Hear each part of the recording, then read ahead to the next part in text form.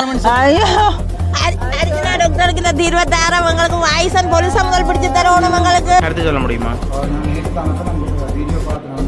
அந்த வீடியோ பார்த்தேன் எனக்கு போல் அடித்து எகடாக அரசாங்கம் சொல்லிட்டு நான் போலீஸை ராஜினாமா கொடுத்துருக்கோம். ஆனால் போலீஸ் வந்து சில இடங்களில் தன்னிச்சையாக சேர்த்து அமைச்சர்களை நானும் ரவுடி தான் என்று கதைக்கிறது விழாலும் ரவுடி அமைச்சர்கள் இருந்திருக்கீங்கன்னா ஆனால் அவர்களோட சொன்னதாக பார்த்துருக்கேன்.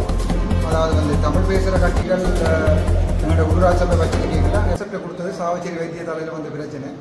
நினைக்கிறேன் ஜனாதிபதியில் சில விஷயங்களை கதை கேட்கல உணர்ச்சி வசப்பட்டு கதைக்காமல் கதைக்கணும்.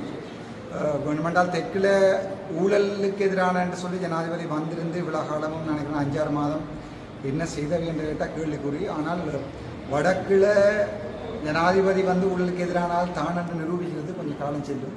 என்னடா வடக்கில் நாங்கள் இருக்கிற போது எங்கே ஒரு பிரச்சனை நடந்தாலும் அனுராகிட்ட சொல்லும் கொண்டு ஒருத்தர் சொல்கிறது, அமைச்சர் சந்திரசேகர்கிட்ட சொல்லும் கொண்டு ஒருத்தர் சொல்கிறது, ஸ்தனம் மேர தேர்தல்ன்ற உங்களுக்கு வழியாக தெரியும். இப்போ அது அந்த கேள்வி தான். இப்போ என்னென்னா இது இவர்களுக்கு இப்போ ஆளுங்கட்சிக்கு ஓட்டு போட்டால் இப்போ மக்களுடைய குறையை நிவர்த்தி செய்யக்கூடியதாக இருக்குமா? ஏனென்றால் அவர்களே நினைக்கிறேன் யாருக்கு ஓட் போடுறன்றதை மக்கள் தான் தீர்மானிக்கணும். இப்போ நான் சொல்ல மாட்டேன் வாழ்க்கையில் எனக்கு ஓட் போடுங்க இந்த தேர்தலையும் நீங்கள் பார்த்துக்க மாட்டீங்க, எனக்கு வாக்களிங்கோ எனக்கு வாக்களிக்காடி பணம் அனுப்ப மாட்டேன்லாம் நான் சொல்கிறத விரும்புகிறேன். ஜனாதிபதி சொல்லியிருக்கிறேன். இந்த முறை வாக்களிக்கல ஒரு சில விஷயங்களை பாருங்க. முதலாவது யாராவது கள்ளருக்கு ஓட் போடுறீங்களான்னு, ஏற்கனவே கள்ளன் பேர் எடுத்தா கல்லிங்கன்னா தானே, யாராவது கள்ளனுக்கு ஓட் போடுறீங்களான்னு பாருங்க. அது இந்த கட்சியில் இருக்கலாம், வேறு கட்சியில் இருக்கலாம். ரெண்டாவது அவற்றை அந்த தலைமை அந்த சுயேட்சைக்குள்ள நிற்கிறேன்னா அந்த தலைமை ஆற்ற கைக்குள்ளே நிற்கிறதுன்றதை பாருங்க. அது நானோ ஆண்டோ மரசாநாயகவோ அல்லது சஜித் பிரேமதாசவோ யார் இவையை கண்ட்ரோல் பண்ணிவினம்ன்றதை பாருங்க. ரெண்டாவது. மூன்றாவது, இந்த உள்ளூராட்சி சபை தேர்தலுக்கும் அரசாங்கம் தர நிதிக்கும் சம்பந்தம் இல்லை என்றால் பாராளுமன்றத்தில் நாங்கள் இருக்கிறோம். உள்ளூராட்சி சபைக்கு தரையில் என்றால் நாங்கள் அதை அடிபட்டு எடுத்து கொடுக்குறது எங்கள்கிட்ட வேலை. வார காசை இதய சுத்தியோட களவெடுக்காமல் பாவிக்கிறதுக்கு யாராவது உங்களுக்கு யார் இந்த தமிழ் மக்களுக்கும் ஒரு ஆப்ஷன் இருக்குண்டா அது யாருக்கும் போடலாம். அது நான் எனக்கு போடலாம், அன்றவும் அரசாநாயகவு போட்டால் அவருடைய கட்சியில் இருக்கிறார்கள் சுத்தமானவர்கள் போன் களவெடுக்கையில் மதில் பாயில் என்றால் நீங்கள் அங்கே போடலாம். அப்படி இல்லை சஜித் பிரேமதாசன் கட்சியிலையோ அல்லது வந்து தமிழ் தேசிய கூட்டமைப்புக்கோ யாருக்கு கண்டாலும் நீங்கள் இப்போ நானே கயந்திரமார் பொன்னம்பலம் அவர்களை சொன்னான்னு சொன்னால் அவருடைய தலைமைக்கு கீழே இருக்கிறார்களுக்கு அவர் ஸ்ட்ராங்கான முடிவெடுப்பார்ன்ற ஒரு நம்பிக்கை எனக்கு இருக்குது.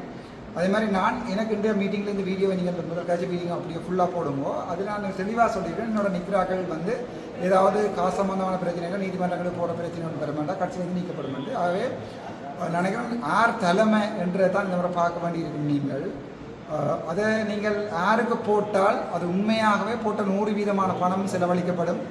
இப்போ நான் இதுவரையாலும் கேள்வி கேட்கறது நான் என்னை கேள்வி கேட்கிறார்கள் யாராவது இருந்தால் அவைக்கு போடுவோம். இவ்வளோ காலம் ஊழல் செய்த ஒரு அரசியல் கட்சிக்கு போட்டுட்டு திருப்பி பாதை டெவலப் பண்ணியில பாராளுமன்றத்தில் கதையும் கூட நட கேட்க வேண்டாம். அவ்வளோதான் நான் சொல்கிறேன். மற்றது ஜனாதிபதி வந்து பிறந்த 17ஆம் தேதி கூட்டம் போட்டோ எடுத்த யாழ்ப்பாணத்தில் மீட்டிங்கின் போது தையிட்டு விவகார சம்பந்தமாக கதைக்கப்பட்டிருந்தது. அது சம்பந்தமாக நான் அது சம்பந்தமாக தெளிவான பயிரோட ஏற்கனவே சொல்லியிருந்தேன். நான் ஜனாதிபதியால் பிடிஏ எடுக்க முடியாது அல்லது வந்து இந்த தையிட்டு விவகாரைக்கு ஒரு முடிவை தரப்போறதும் இல்லை ஜனாதிபதி, அல்லது தமிழ் மக்களுக்கு ஒரு நிரந்தரமான தீர்வையோ அரசியல் தீர்வையோ இதையுமே தரப்போடுது.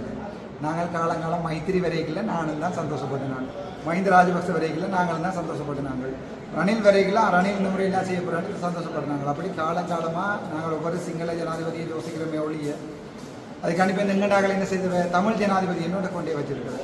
அப்படி சும்மா சனத்தை மாற்றி அந்த ஓட்டுகளை அந்நியமாக்கிறது விட்டு போட்டு இந்த முறை உள்ளூராட்சி சபை தேர்தலில் என்னுடைய கட்சிக்கு வாக்கு போட்டால் என்ன செய்வீர்கள் என்று நீங்கள் கேட்டால் நான் சொல்லக்கூடிய பதில் எந்த ஊழலும் இருக்காது.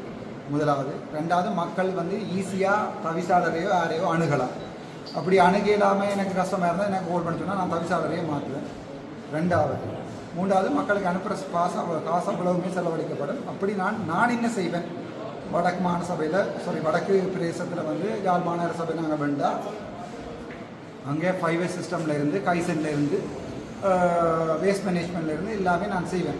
அந்த பணம் அவ்வளோவுமே செலவழிக்கப்படும். பேங்குகளில் போடப்பட்டு சும்மா வட்டி எடுக்கப்படாது. வடக்கு மாநகர சபைக்கு வரக்கூடிய அவ்வளவு காசுகளையும் நான் செலவழிப்பேன்.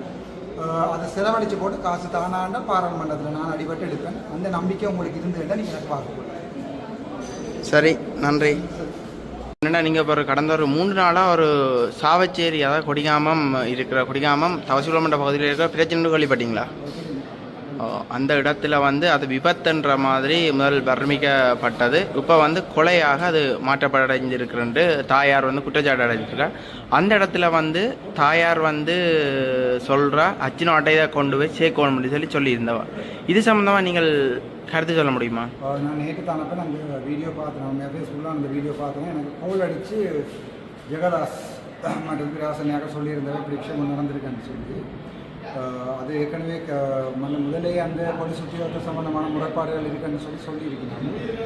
நான் அதை பார்த்து கொண்டிருக்கிறேன்.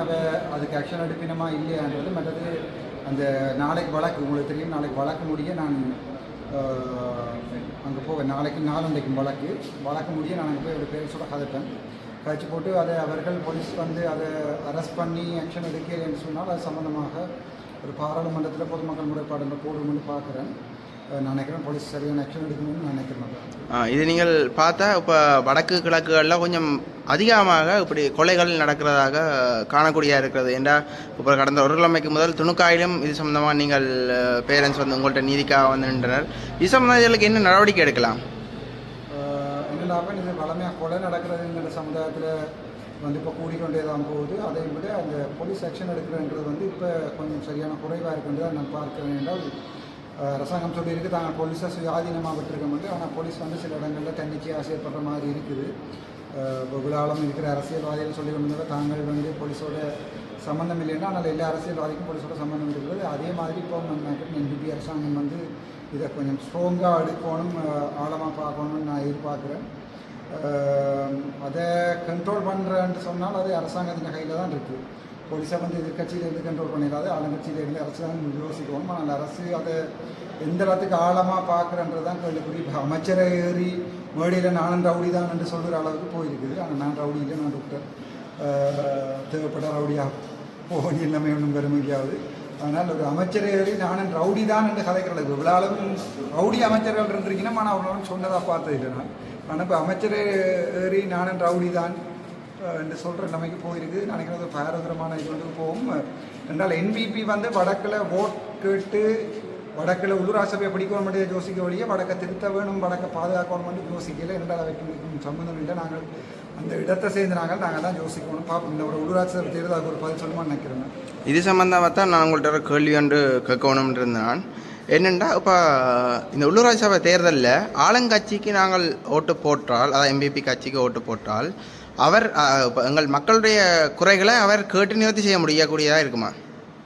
என்னடா அப்போ இப்போ அண்மையில் எங்களோட சுமந்திரன் ஐயா அந்த பேட்டியை பார்த்துருப்பீங்க. அவர் சொல்லியிருப்பார் ஆளுங்கட்சிக்கு வந்து வடக்கு மாநிலத்தில் 25% ஓட்டு தான் விழுந்தது. அதன்படி இந்த முறை உள்ளூராட்சி சபை தேர்தலையும் 25% ஓட்டுகள் விழுந்தால் கூட ஒரு ஆட்சி அமைக்கல. ஆட்சி வந்து 50% மேலதிகமான சீட்டுகள் கிடைக்கல. இவ்வளோ காலமும் நாங்கள் அதாவது வந்து தமிழ் பேசுகிற கட்சிகள் எங்களோட உள்ளூராட்சி சபை வச்சிருக்கீங்களா அங்கே பயங்கர ஊழல் மெலிஞ்சிருந்தால் அது உண்மை. ஜனாதிபதியின் கருத்தை நான் ஏற்றுக்கொள்கிறேன். ஆனால் ஜனாதிபதி வந்து சொல்லியிருக்கிறார்